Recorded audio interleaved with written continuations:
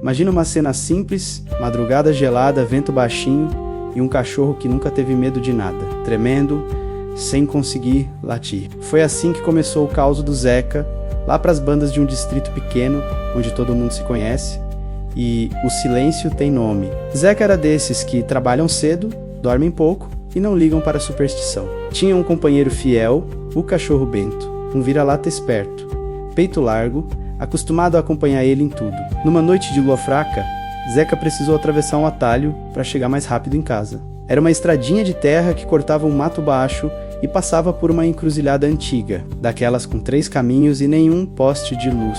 A avó dele sempre dizia uma regra só: se passar lá e sentir o ar pesado, joga um punhado de sal no chão e segue sem olhar para trás.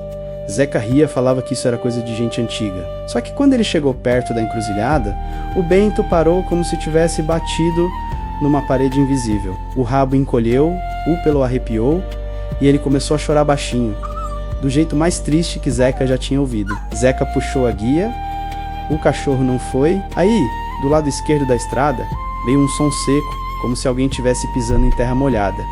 Só que não tinha ninguém, nem grilo cantava, nem folha mexia.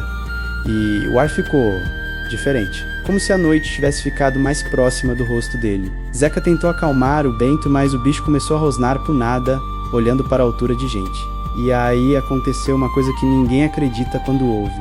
Uma voz chamou, baixinha, como quem conhece a pessoa desde sempre. Zeca, não foi grito, não foi eco, foi perto. Perto demais.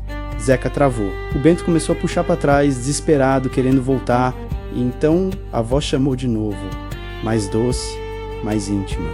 Zeca, vem cá, só um minutinho. Zeca sentiu uma vontade estranha de ir, não era curiosidade, era como se o corpo dele já soubesse o caminho antes da cabeça concordar. A mão dele foi pro bolso, procurando qualquer coisa, e achou um pacotinho velho de sal, que ele tinha pegado mais cedo sem nem saber por quê. Ele abriu com o dedo tremendo e jogou o sal na terra, ali bem no meio do caminho, sem pensar muito. Na hora o Bento parou de chorar, e a voz parou também. Só que o silêncio que veio depois foi pior, porque agora parecia que alguém estava respirando do outro lado da escuridão, esperando ele cometer o erro de olhar.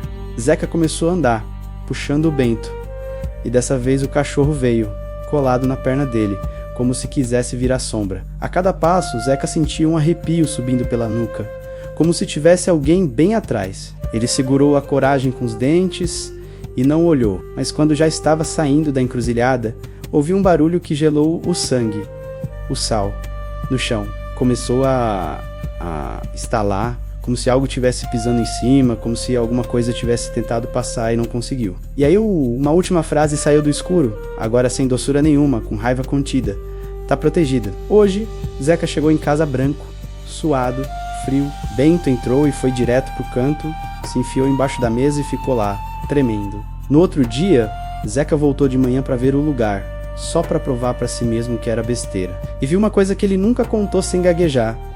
No meio da encruzilhada, em cima do sal, tinham marcas no chão.